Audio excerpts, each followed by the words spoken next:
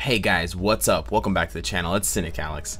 And today I want to talk to you guys about something that's been upsetting the community since it was announced, but also a trend that we have seen in the past that we're trying to get Netmarble to change, and it doesn't seem it's having a very great effect.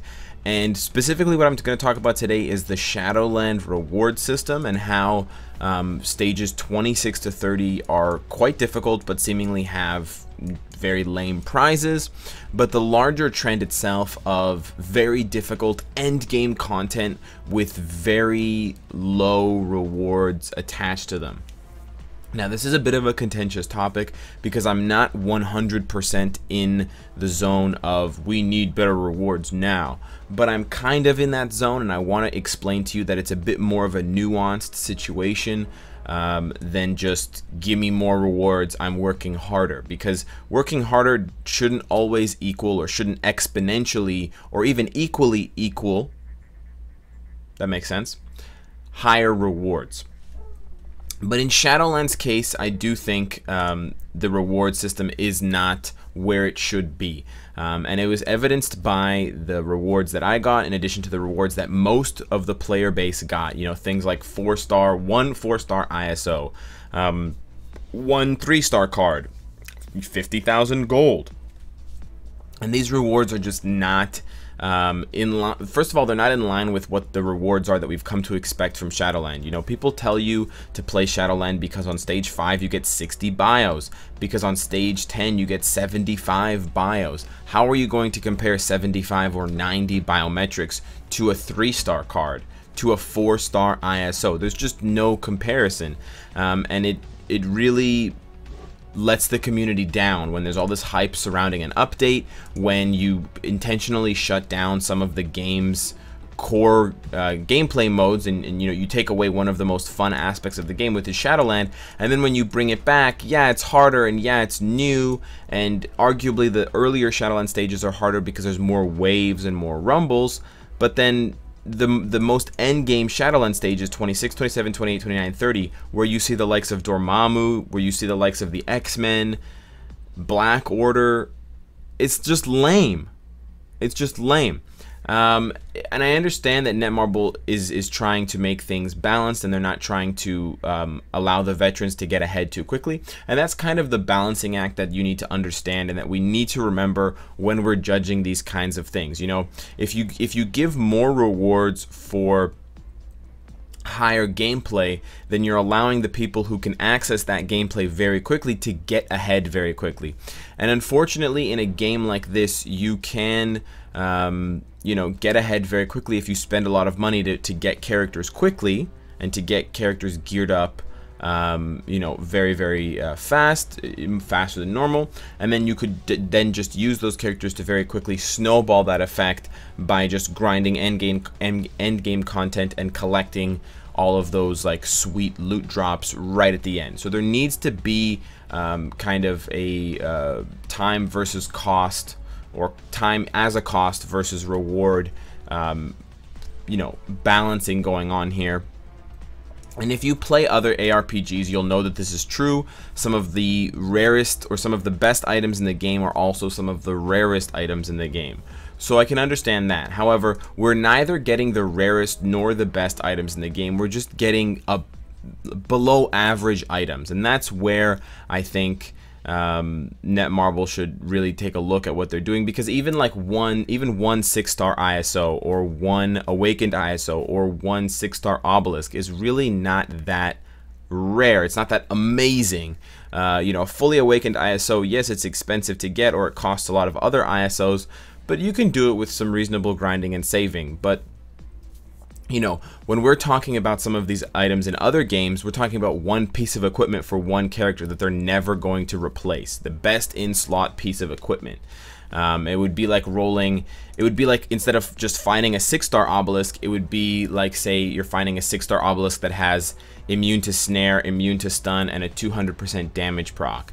If you're telling me that if I beat stage 30 of Shadowlands, there's a 1% chance that I could get that specific obelisk for Wolverine, which is basically the best obelisk possible for him for Extreme Alliance Battle, yes, I will be okay playing stage 30 of Shadowland and getting my bad rewards because there's a chance I could get that epic reward. But in this situation, in the situation that we find ourselves in, I'm getting a random nameless 6-star obelisk. But even like there's like a 1% chance that I get that, which I could identify that, and oh, it's movement speed immunity, web immunity, and shockwave. Its damage falls on the head. It's basically trash. So even the high-end rewards, because of the additional layer of RNG, are also more than likely not what you need, or they're going to just be partially of what you're looking for. You know, oh, it's a damage proc, but I needed fire damage for Jean and it's lightning damage, so it's basically trash and I have to just re-roll it. So I basically got nothing from my stage 30 Shadowlands victory. So I think Netmarble, you know, it's not that they need to introduce new items into the game. It's not that they need to introduce a different system of calculating the RNG for obelisks or anything like that. But I think they should really take a look at the rewards for stage 30, 26 through 30 of Shadowland. And they should make it a little bit less of a crap shoot. Because right now it feels like you're rolling the dice for what kind of crap you're going to get. And it really doesn't encourage people or incentivize people to actually go all the way and clear to stage 30 every week. And while a lot of the gameplay modes are just for fun, and Shadowlands is still fun even if you take the rewards out of Shadowland, I really wish that it would reflect the difficulty of it, and it wouldn't just be you know, for naught. Additionally, there are a couple of other game modes where I do think that the rewards do not necessarily line up with the amount of effort and the amount of time that you have to put into them, whether it's a daily or weekly. So the first one I do want to touch on is World Boss Ultimate, and I have a few different issues with World Boss Ultimate. First of all, I do think that it is incorrect, or it's short-sighted to put the same World Boss Ultimate as the same World Boss every single day, because then it gets extremely boring. You're killing Black Dwarf 10 times on Tuesday, you're killing Corvus Glaive 30 times on Wednesday, you're killing Songbird 10 times on Thursday, or sorry, Supergiant, and it's just really silly. So I think they should have randomized this order and made the World Boss Ultimate different and incongruent from the World Boss. But aside from that, World Boss Ultimate is called Ultimate Mode because it's supposed to be the hardest mode. And yes, the first clear rewards in a lot of cases for World Boss Ultimate is very good. You know, a tier 2 ticket, 300 biometrics, black antimatter, that's great. But then the actual daily clear rewards are quite bad. And I think this would be an easy fix for Netmarble, an easy remedy, if they just added in one more static reward. So right now the only 2 static rewards for World Boss Ultimate are Black Antimatter and Chaos Nordstones. And then you just sometimes get randomly like a 2-star Uru or a 3-star Obelisk or something like that. If they gave us one more static roll, like let's say an ISO 8 slot or a gold slot, kind of like co-op, how there's different slots. If they gave us one more of those static slots and then you had a chance for a 4th or a 5th even, it would feel better, and it would feel like you're getting more out of the World Boss Ultimate mode. I think if they're giving us, you know, 1 or 2-star ISO, it's not going to work. So it would have to be, you know, 5-star and up, or 6-star up to Awakened.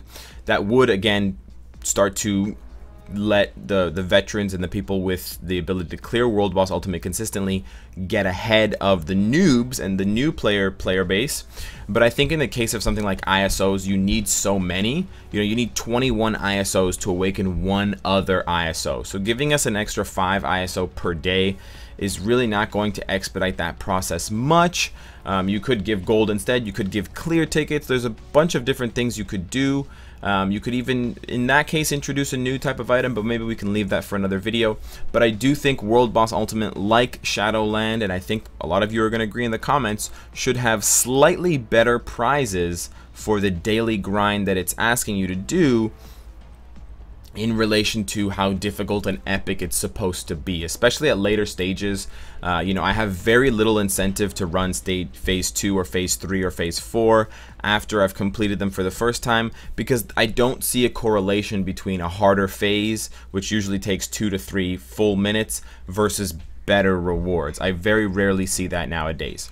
The last game mode that I do want to talk about that I do think should see some change in its rewards is Alliance Conquest, actually. And Alliance Conquest is a bit of a different beast because you're spending the whole week playing it intermittently with your alliance.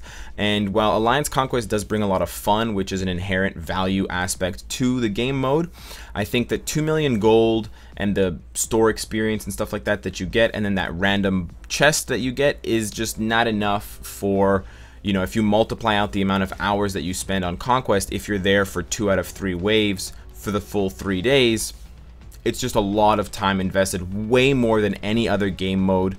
You know, I spend more time in Conquest in a week than I spend on Shadowlands probably in a month, than I spend on World Boss in probably more than a month, and I'm playing that thing every single day. So there's a lot of investment for Conquest if you're taking it seriously, and I feel like while the gold is good, 2 million gold is not bad. It works out to about 300,000 gold a day. That's not a small number. That's like an extra run of co-op.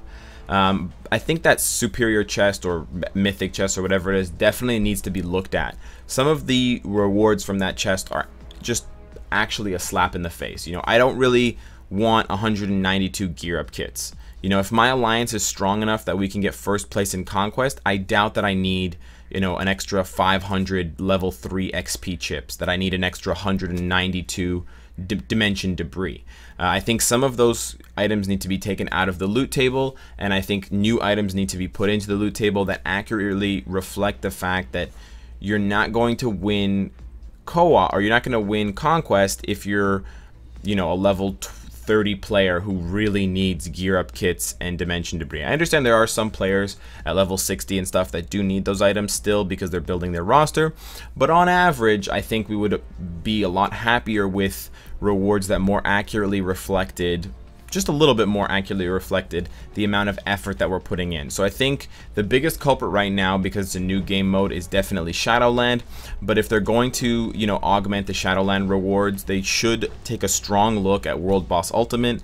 And additionally, I would encourage them to also take a look at the Alliance Conquest rewards. I mean, if you think about it like this, I could do 20 or 30 Battle World entries that take me, you know, 10 minutes a day, or let's say 15 minutes a day. So it's a total investment time of 45 minutes, and it costs me, you know, basically next to nothing in terms of what I'm putting in with those 3 Stark blueprints, and I could come away with 1 5-star card. Would you rather have a 5-star card and the chance for a 6-star card, or, you know, 300,000 gold and a bunch of gear up kits? I think you know the answer to that. Not even getting into the fact that it's 45 minutes time spent versus hours and hours of time spent in Conquest. And if the argument then becomes, well, don't play Conquest, well then if I shouldn't play Conquest because the rewards are bad, why is Conquest a game mode? You know, it's not just there for fun, it also should be rewarding to its player base. So I hope you guys can understand where I am and where my stance lies as far as the item drop rate, as well as the fun factor, as well as the difficulty goes. It is a difficult triangle to balance, and I don't think that, you know, just because it's harder, we need to have really, really good rewards, because then that widens the gap between both veterans and paid players versus new players and players who don't know what the hell is going on. So we need to maintain that as well, so, you know, we don't have this huge imbalance between the two, but at the same time we need to give new players and the ones that are building up to that end game something to look forward to. And honestly, a 3-star ISO for a high level of Shadowland is not something to look forward to. So let me know what you guys think on the topic. Let me know your thoughts on this and how it could be changed if you have some other ideas that I didn't mention. And of course, guys, if you like what you see, I hope to see you again tomorrow. Take care.